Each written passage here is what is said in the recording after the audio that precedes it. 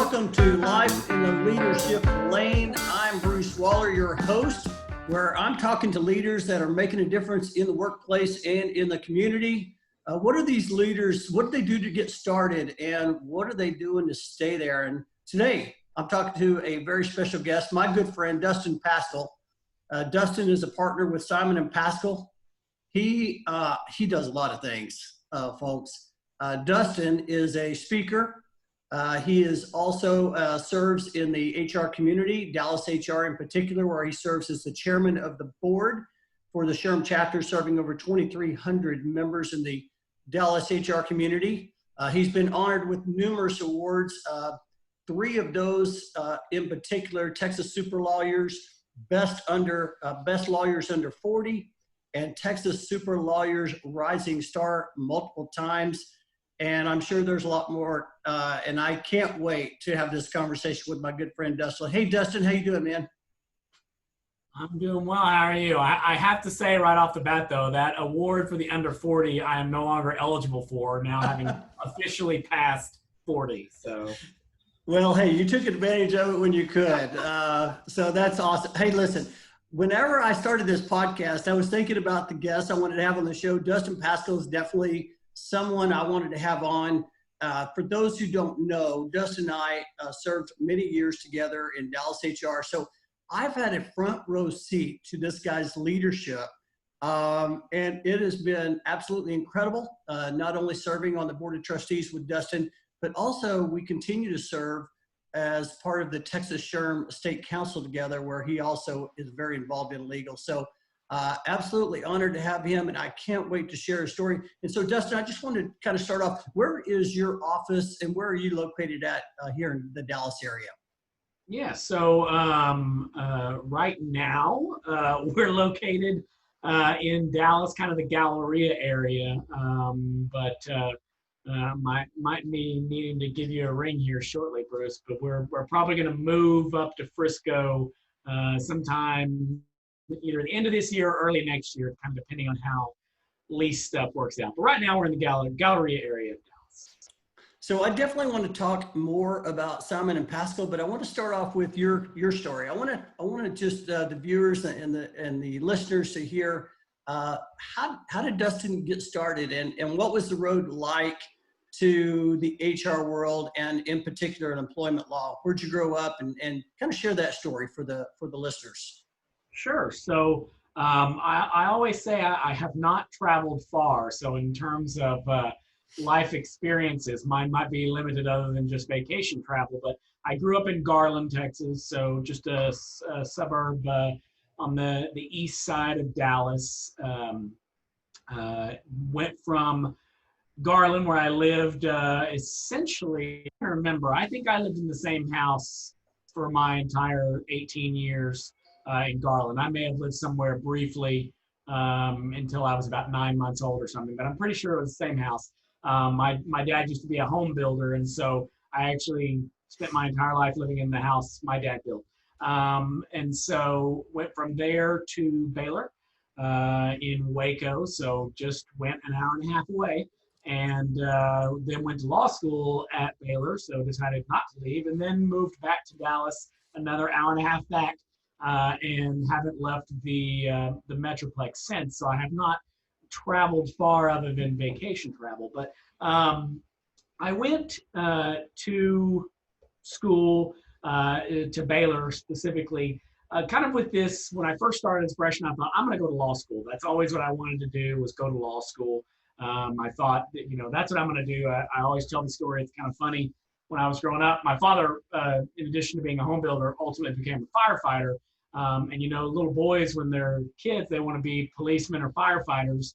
I had a firefighter for a father, and I had zero desire to be a firefighter, and told people I wanted to be a lawyer. So my dad doesn't know what he did wrong, but I always thought I was going to go to law school when I went to Baylor, and then got involved in human resource management as my major in undergrad, and I loved it. And so I got involved kind of in the student chapter of SHRM there. I think it was like a takeoff on BEAR. They call it, I think we pronounced it BAR, but BEAR, BAHR, Baylor Association of Human Resources, but the student chapter. And so oddly enough, I'm now involved, as you mentioned in DallasHR, but oddly enough, as a student chapter officer, I went to HR Southwest back when I was in college. So I knew the conference before I ever got here, but got really into HR, loved HR management, and thought, you know what, maybe I'm not going to go to law school. Maybe I'm just going to work in HR because I loved it. And I was graduating in 2002, and the market was not great then. And so I was struggling finding job opportunities. I was kind of casually looking because I was still in my senior year of school. And thought to myself at that point when it was kind of struggling, I thought, you know what, I always said I wanted to go to law school. I'm going to just go to law school. And the HR professor that I had at the time, who was also the sponsor of the student chapter, Dr. Joe Cox, who's since passed, unfortunately, but he was super active and was friends with someone at Baylor Law who taught the employment law classes, and just also happened to be the chair of the admissions committee. And so he contacted her and said, I've got someone who's applying, let's make sure he gets in, because I'm not sure that I was qualified to get in. But Dr. Cox pulled some strings and got me into Baylor. So went to law school at Baylor, focused on employment law because I liked HR so much.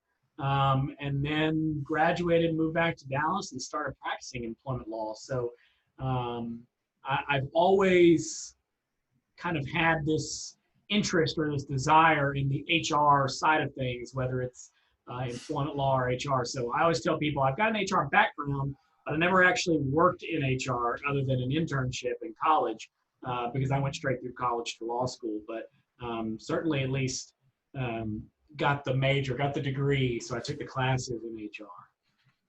That's fantastic.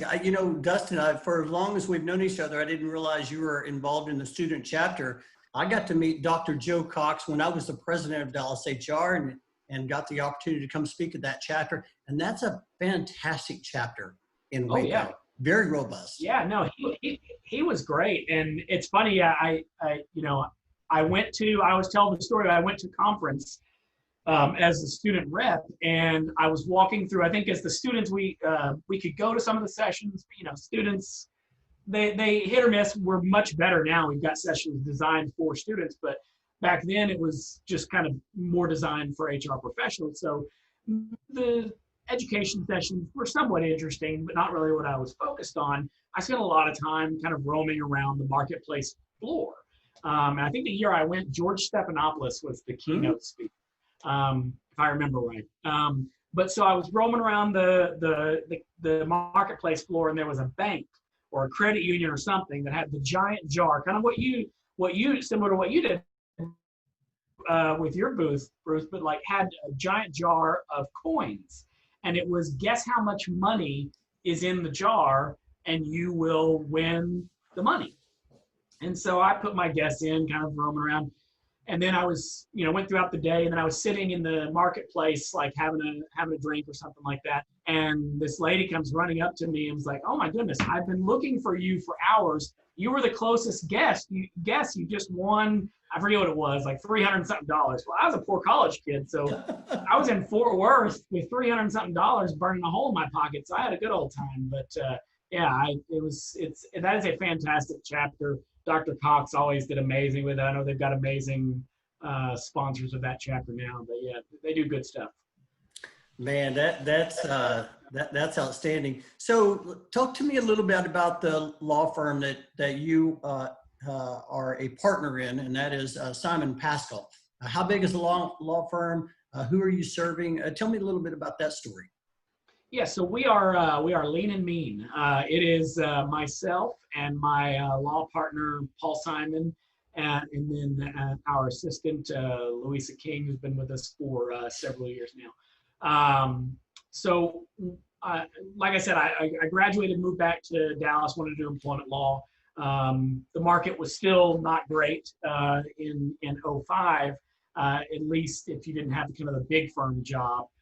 So I was working contract, doing some employment stuff, and I went to this guy who was a headhunter for lawyers and wanted to see about him helping me find a job. And he's like, I can't really place you because you don't have that big firm pedigree, and that's really what I do is place those people kind of in lateral transfers. He said, but oddly enough, I'm an employment lawyer and I need help.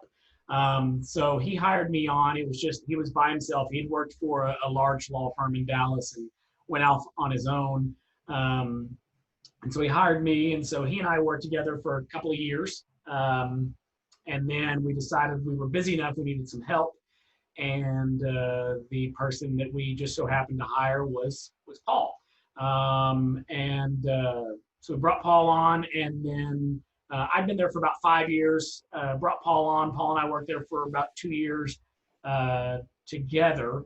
And then our boss kind of went through, and I guess a nice way to say it is somewhat of a midlife crisis. And so he decided he didn't really want to work all that much anymore.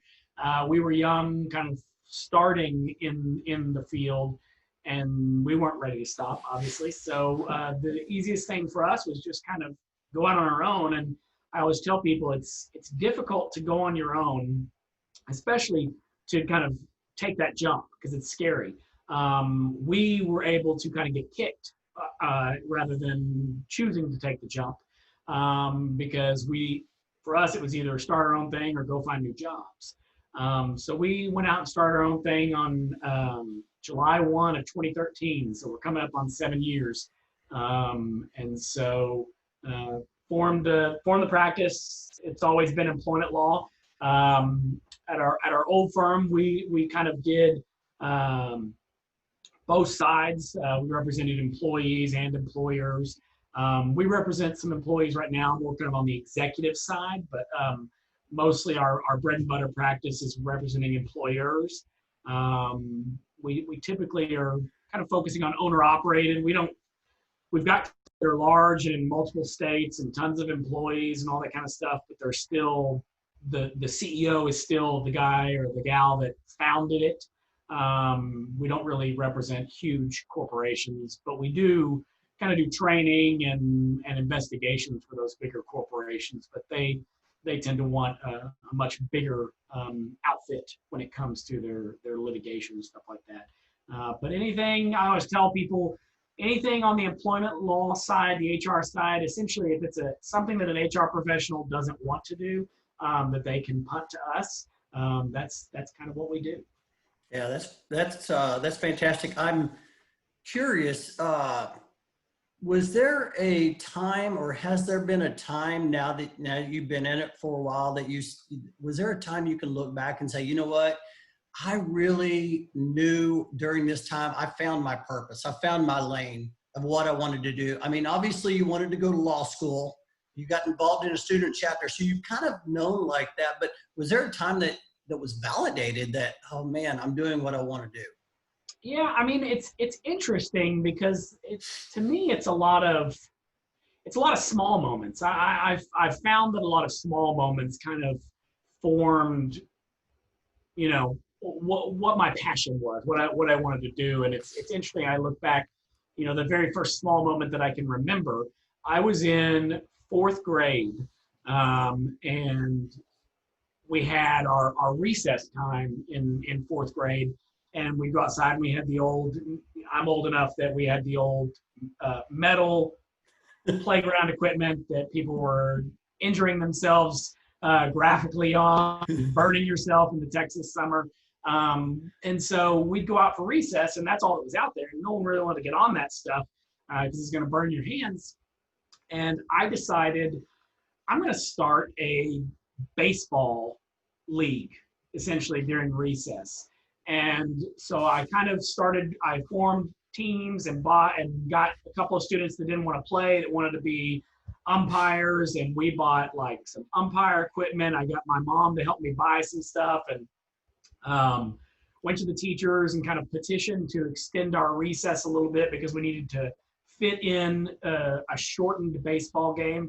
And we essentially kind of started a little league of the fourth grade classes and did a championship, and the teachers ended up contributing, and we bought trophies and did this whole thing. And it kind of, that was kind of that first moment where I was like, I get a passion out of kind of bringing people together, leading something. And instead of now going out and it was just like kind of recess and everybody kind of did their own thing or didn't do anything, we were all in one place competing in a baseball game. And I'm by no means an athlete, but it just kind of seemed like the thing to do. So it's kind of like that first small moment. And then, you know, I get into high school and start to get involved in organizations, and kind of started to take leadership roles in those organizations. And that just kind of kept telling me, you know, that's something you want to do. And so I move into college and kind of the same thing, joining organizations and taking leadership roles. And so I'm thinking, you know, I like kind of being involved, bringing a group together and kind of leading the charge and being someone that can pull those people together. But then I'm starting to think, I'm like, well, you know, how do I make a career out of that? I still loved, you know, the legal side of things as I was moving into law school. And so I start practicing law, and I liked it. It wasn't necessarily a passion, but I liked it. And then we started our own firm, and kind of early on, we had a case representing an individual who had felt he was kind of an higher level executive individual, felt he'd suffered some discrimination, and we actually took the case to trial, which is rare these days. Most cases settle. And we took the case to trial in federal court, and I think that is where I first truly experienced the effect of what I do mattering to somebody. You know, it's you sit there in the courtroom and you're arguing to a jury of strangers, and you're trying to argue for this person. Why, excuse me, why this person needs relief. And you could see it was really in the moment where we were sitting, we'd finished the case, you know, Paul and I had argued our hearts out and done our closing arguments, and we're sitting there, and you can see the jury walk in and they start to give their verdict, and you just see the emotion on the individual's face. And it could be an individual, it could be a company owner. It matters to them. It's important to them. And you can see, you know, we ended up getting a good result, and you could just see it and how that affected him, what it meant to him. And there was where I first saw, okay, doing something, even if you have a passion for it, it's great, but then seeing that play out and benefiting someone positively really matters. And so I kind of brought that passion together, and then with leadership and being involved in organizations, in DallasHR specifically, it kind of fueled that, okay, we can do great things and we can make differences in people's lives. We just have to have a passion to do that. And so it's kind of all these small little moments really came together to say, okay, this is what you're supposed to be doing. That is so cool. I love the small moments. I shared in my book when I joined Armstrong Relocation. For me, it was I got a call from a friend who gave me a referral, and his banker needed to move his mom out of assisted living. So we moved a bed and a dresser and a box. And I got so much fulfillment out of that because I got the emotion, right? He didn't have to worry about moving his mom. He could rely on me to help him. And that's the first time I really felt like I was making a difference. Something similar to what you were talking about. Yeah, no, it's absolutely the case. And I think that's why we love doing what we're doing, which is representing those owner-operators. Nothing against giant corporations. They need representation. That, you know, they're not always at fault when they do something, but there's not a personal connection with the people I represent. I'm looking in the eyes of the owner and saying, okay, we can do X, Y, Z to defend against this. And you can see that it matters to them. And when it matters to them, it matters to me. And then they feel like we're in it together rather than, just someone they're paying to try to get them out of something. Well, let's talk about DallasHR. I remember the very first time I met you. I believe I was president at that time, or I was the year after my presidency in 2013. But I remember both you and Paul showing up at a networking event, and you made an impression. And one thing I've noticed about you from day one, but you've always been a giver. And I think most great leaders are givers. And I think where I see it most is a giver of being a resource. You were recently on the SHRM webinar where we were talking about getting Texans back to work. You're very involved in the HR forum. I know you currently serve as the chair for the board of trustees, but you've always been a giver and being a resource. Talk a little bit about that journey through DallasHR. First of all, what was it that attracted you to DallasHR? And then just a little bit about what has DallasHR meant to you over the last several years? Yeah, no, I love talking about DallasHR. Yeah, I think I'm trying to remember, what your role was exactly when we came in, but I remember you. And Paul and I can always be remembered anytime we go anywhere because he towers over me. And so it's like the movie Twins whenever we go somewhere. No, I had known of DallasHR kind of, back from college. My old firm, our boss wasn't as in tune with what we felt the benefits of DallasHR were. So when we went out on our own, we knew we kind of wanted to get involved in DallasHR. And then oddly enough, a woman I went to law school with, her brother is married to Candace Wallner, who used to work for DallasHR back in the day. They now live in Austin, or the Austin area. But so she had reached out to me and was like, why haven't you joined DallasHR? And I said, you know what, you're exactly right. I need to do that.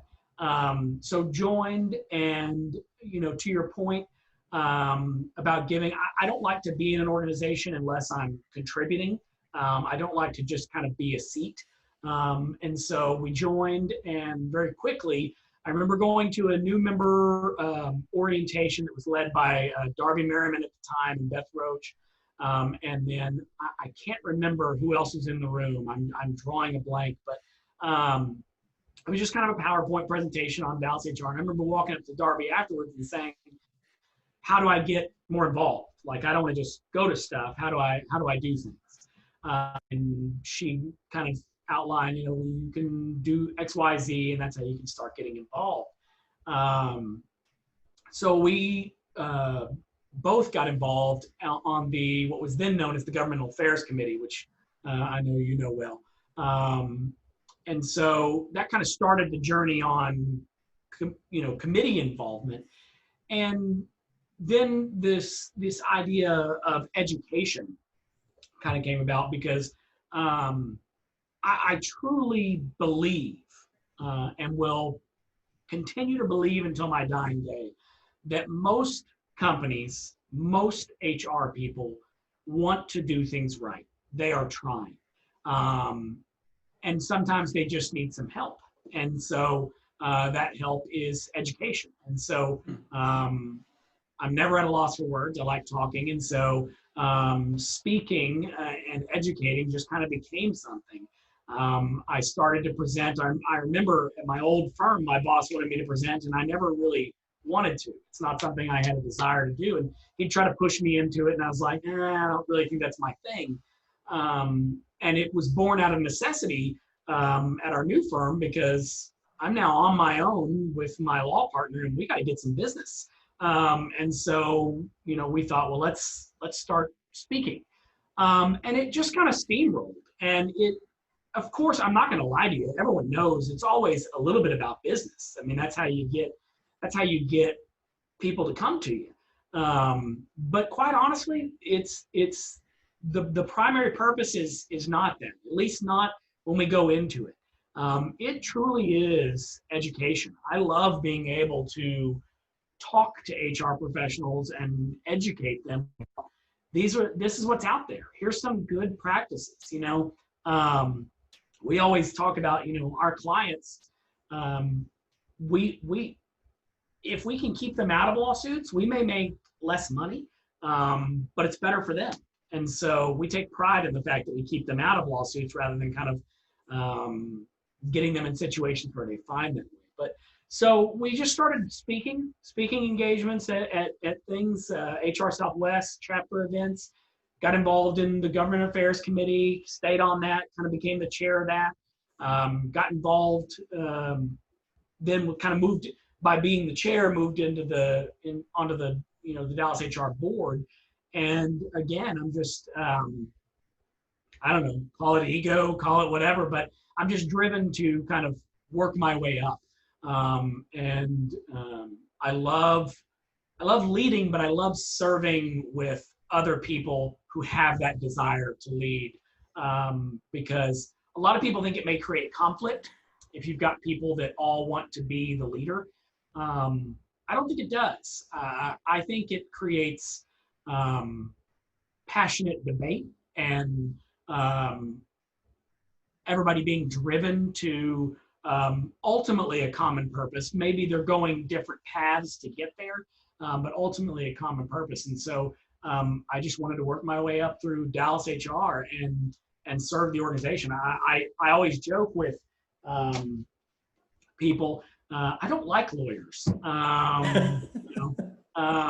They can be very self-important.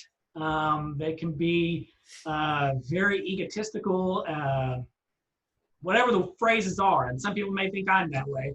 Oh, my lights went out, Bruce. Some people may think I'm that way, but HR professionals are more fun. They're more normal. They're more human. Go to a networking event with lawyers, all they want to talk about is their latest case. When I go to a networking event with HR professionals, they want to talk about what they're doing on the weekend or what their family's doing or something along those lines. Yeah, we'll talk about business-related things when it's necessary, but that's not what it's about for them. It's about life. I'd much rather hang out with HR professionals than lawyers any day. That's great. I know that you served as the president, I believe, in 2018. I'm trying to remember. I think that's right. And then you rolled on to the board of trustees, and you currently serve as the chairman of the board. I know you talked a little bit about leaders and not being conflict. I would love to hear your perspective on high-performing teams. So you have a volunteer board. You have a group of outstanding professionals that are serving in HR or for HR. I know everybody on the board.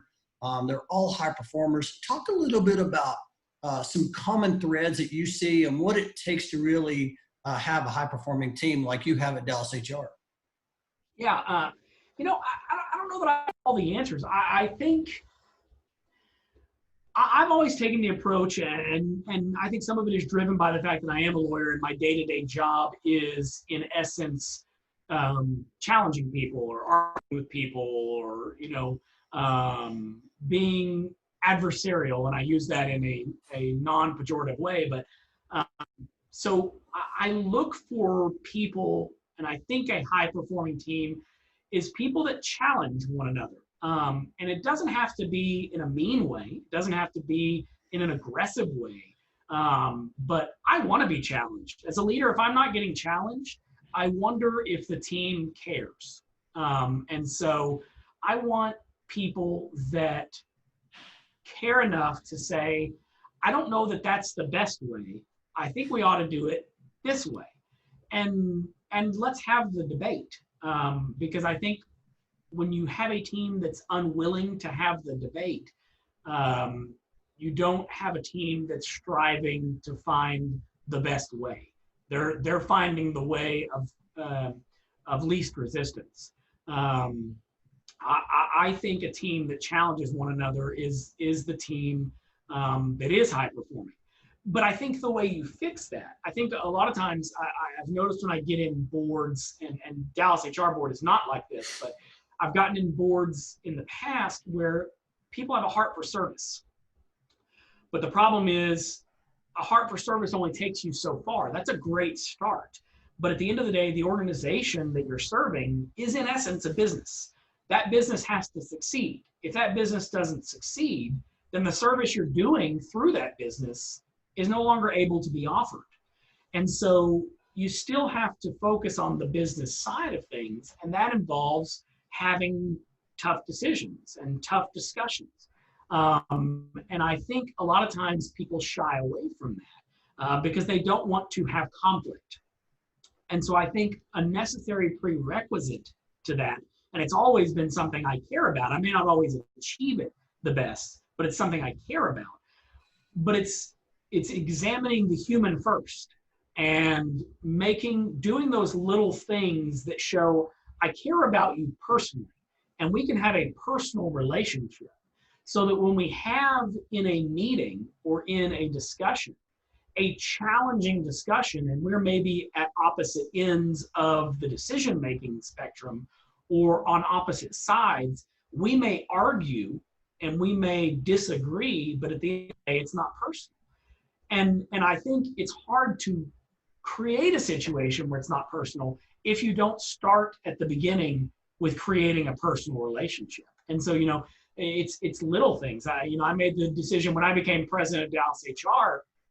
I made the decision that, I kind of focused around a book I had read about doing things right, but having fun. And so what I did was we got to form a relationship. And so I made a conscious decision. Hey, you know what we're going to do? Every month, I will acknowledge. And I know if I do, other people will join in, but I'm going to acknowledge and say happy birthday to whoever's birthday it is. And it's not like that's groundbreaking. That's some huge deal. And we all do it on Facebook. But through our board platform, I'd send a happy birthday message, and then everybody started chiming in as I knew they would. And it creates that. I put a thing at the beginning of my board meetings that was kind of called your good news moment, where I said, okay, before we start the board meeting, let's hear some good news. What's happening in people's lives? And people bring up, hey, we're moving, we got a new house, or we did this, or we got a new dog, or and you share that personal connection, those personal moments. I brought it into the luncheons as well, as we kind of started with share your good news. But that matters because I truly care about people. I'd like to know those kinds of things, and I think most people do. But on the flip side, I know that I can get aggressive sometimes in the way that I will argue a point. And I understand that if you've cultivated this personal relationship outside of the board and outside of your work, then that person knows, well, that's not how Dustin is 9 times out of 10. I know this is not personal. This is just something he's passionate about, and we just disagree on how to execute it. So I'm not holding it against him. And I think when you do that, when everyone does that, it's not just me, but when everyone, you can have those tough discussions and those tough decision-making conversations and walk away truly united still at the end of the day, even though you maybe all didn't agree on the path to get there. So when I think of a highly driven board, I want a board that cares about all of the other people on that board on a human level, on a personal level, and engages on a human level and a personal level, outside of the work, actually does things other than just chatting with them, taking those steps to do things. My board did it right back to me.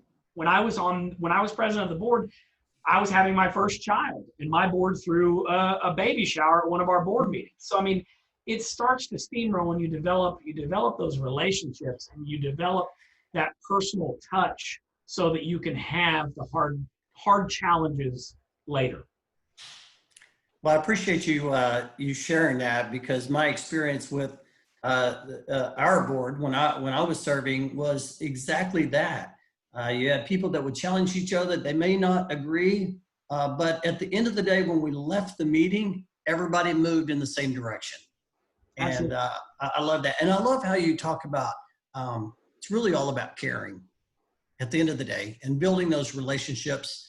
I was just curious, during your time, whether it be at your law firm or even more Dallas HR, were there some mentors along the way that helped you, or did you just like you talked to Darby and you talked to people and you just kind of figured it out, or were there some people that just lifted you up and kind of helped you along the way?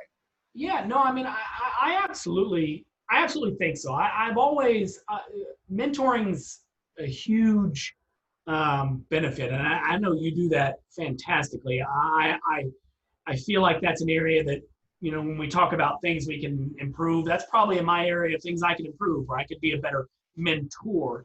But I think I think my life is driven a lot by small moments, and I do think I had kind of those mentor moments from that didn't necessarily last long periods of time, but they matter. And, I remember in high school, I had a history teacher who very much kind of pushed me into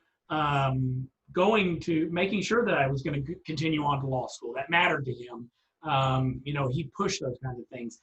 Dr. Cox in undergrad was a huge mentor. I mean, I got involved. I was in his classes. He taught the HR classes, but I wasn't involved in the student organization yet. He actually pulled me aside after class once and said, "I'm not sure why you're not a part of the student chapter yet. I'm going to need you to get involved." And so he kind of pulled me into the student chapter. And then I got involved in the student chapter. And again, he pulled me aside after a meeting and said, "I'm not sure why you're not one of our officers. I need you to apply to be one of our officers."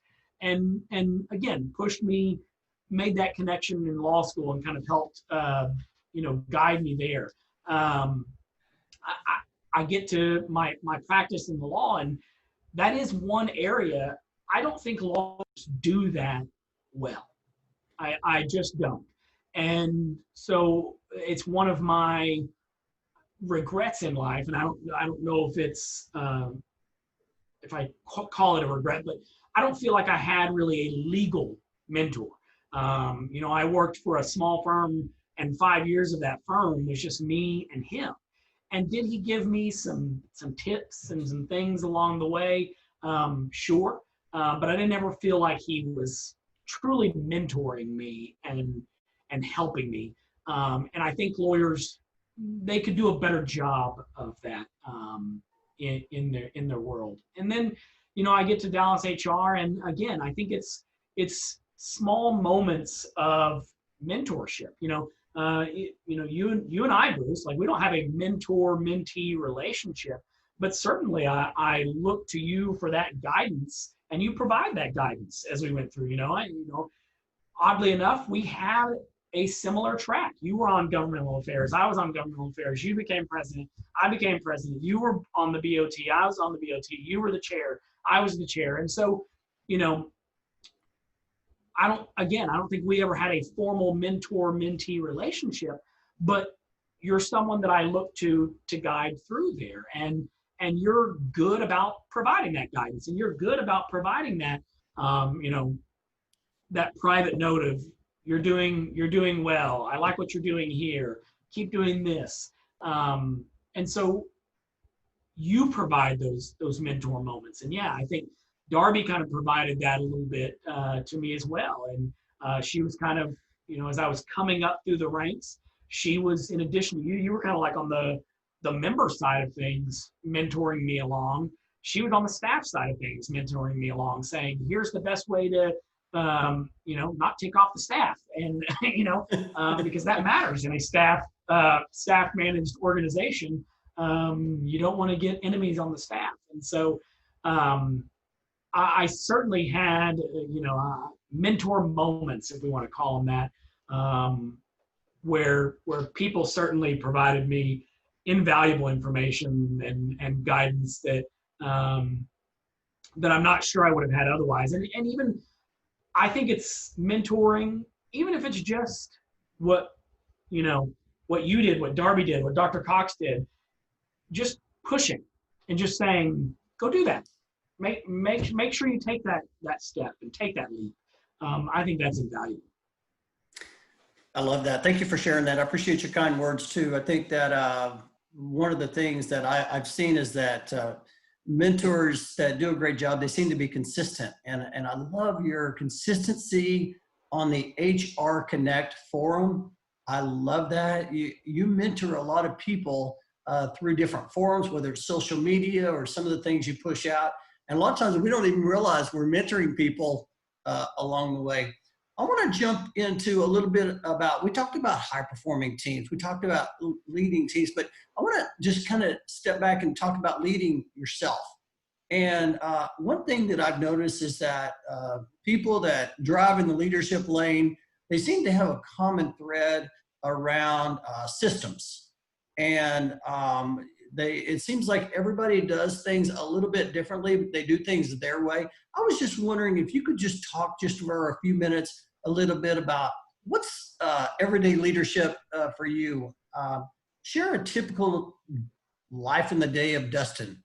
From the time you get up till the time you end the day, what does that look like? Is it the same every day? Is it something different? Share a little bit, maybe a best practice that you have.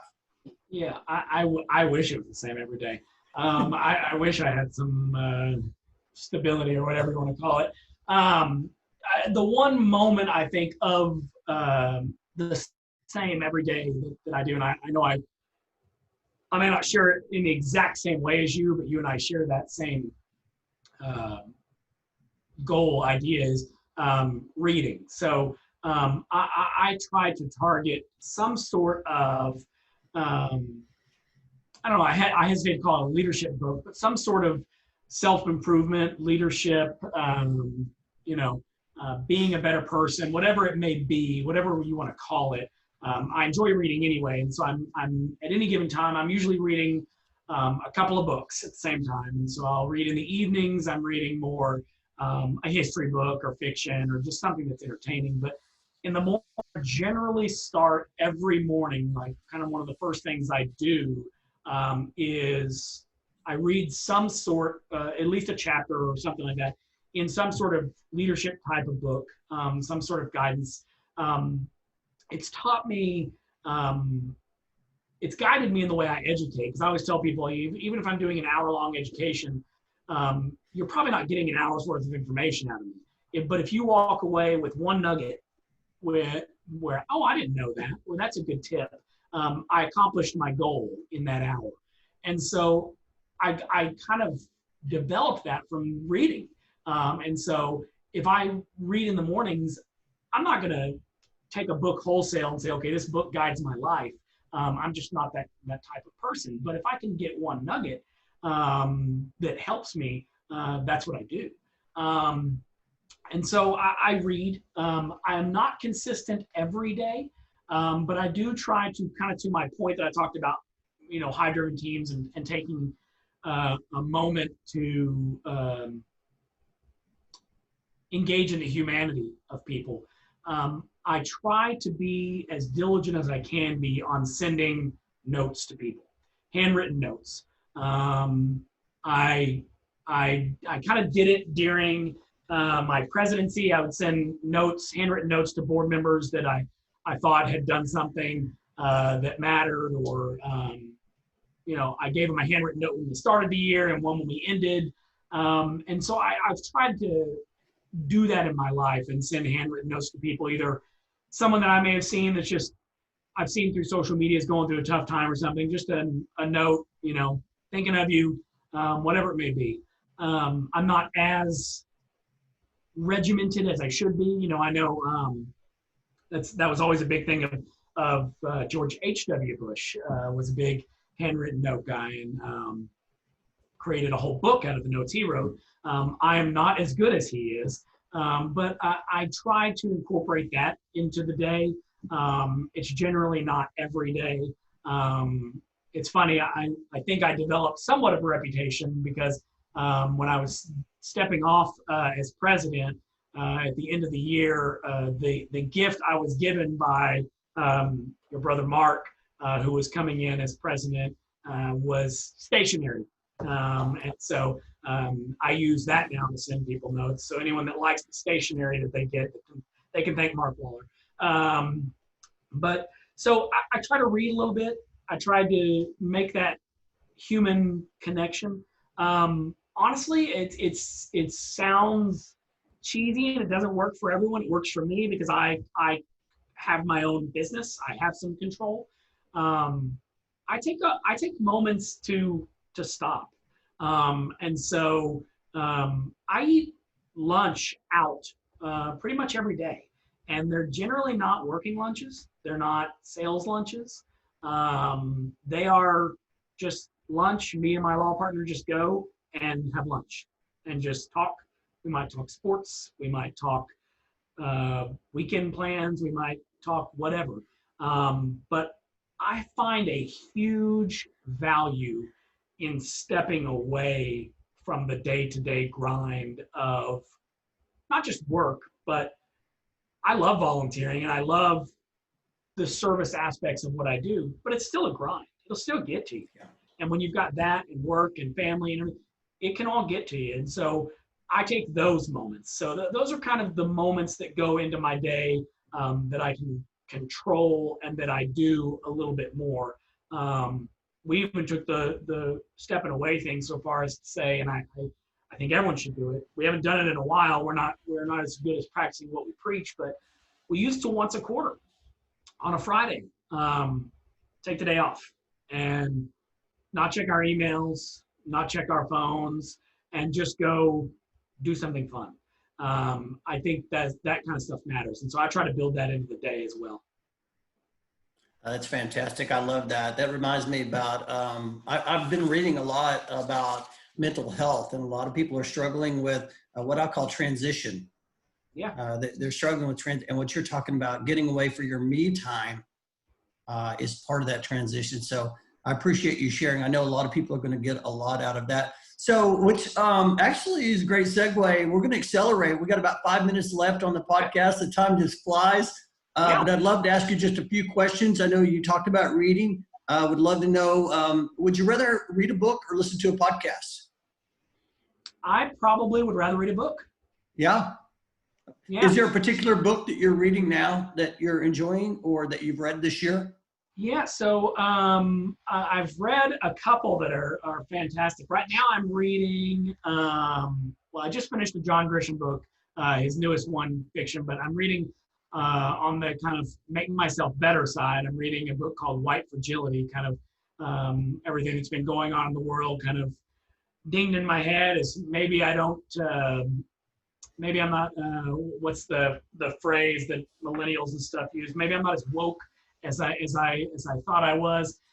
So I'm reading that, but I'm a huge fan of biographies, and I thought fascinating biography I finished recently was on Frederick Douglass. So that one's good. I usually read anywhere from 15 to 20 books a year, so I'm kind of all over the place. Yeah, fantastic. So you talked earlier about getting out. You got a favorite food or favorite place you like to eat? Oh, if anyone's seen me in the recent months, they know that favorite food is favorite foods, plural. Yeah, no, I love Thai food. That's probably like my go-to. I could eat it every single day and not get tired of it. How about hobbies? You got any hobbies other than working? When you do unplug, anything, I think I saw something about running or being part of the Texas marathon, something. Yeah, I volunteer and do a race, but I don't actually run. Again, anyone who's seen me in the last couple of months can see that. No, I mean, I enjoy reading when I can unplug. When I have more extended time, I really enjoy traveling. I was just telling my wife the other day, I was like, we need to go somewhere. I'm kind of getting the itch to travel with everything that's been going on. We haven't really been able to. Again, it involves travel, but I love snow skiing, water skiing. I grew up doing those things. Yeah, that's fantastic. Okay, so final question. Dustin, 10 years later from today, 10 years from today, what is he saying to Dustin today? You know, I think at the end of the day, it's almost relax. And I don't mean relax in the sense of step away from things and, you know, get your me time. I think that's important. As I said, it's more relaxed in the sense of, I think, especially in the legal world, so much is driven by recognition. I think that it's easy to get tainted to the point where you feel like you're doing things because you care, but also in the back of your mind, am I going to get recognized? And if you see recognition elsewhere and it's not happening to you, you start to say, well, why am I not getting recognized? Why is this not happening? And I think it's easy to get pulled into that trap. And I have to remind myself regularly. And so probably in 10 years, that's the same thing I would say. It's just relax. Just you do what you're doing, and it's going to serve a purpose, and it's going to have a positive end result, and it doesn't matter anything else. I love that, Dustin. I appreciate that. So, man, the time has just flown by. Share with the listeners and the viewers, if they wanted to learn more about your firm, Simon & Paschal, or they wanted to follow you, how would they get in touch with you or connect with you? Sure. So the firm, you can go to our website. It's simonpaschal.com. We've got Simon Paschal Laws on Facebook, on Twitter, and on LinkedIn. And then I've got a personal LinkedIn, Facebook as well. You'll see if you connect with us, the number one thing that I take pride in is whenever we meet someone and then have a conversation afterward, they always say, I had no idea you were a lawyer. You act nothing like a lawyer. And that is the thing I take pride in. So you'll see that on our social media. Oh, man, that's fantastic. Well, listen, you are definitely driving in the leadership lane. This has been an honor. Just appreciative of our friendship, and just so glad to have you on the show today. I'll make sure and put the website and the information in the show notes as well. And hey, I wish you success. Just keep doing what you're doing, my friend. Well, thank you very much, Bruce. I appreciate it.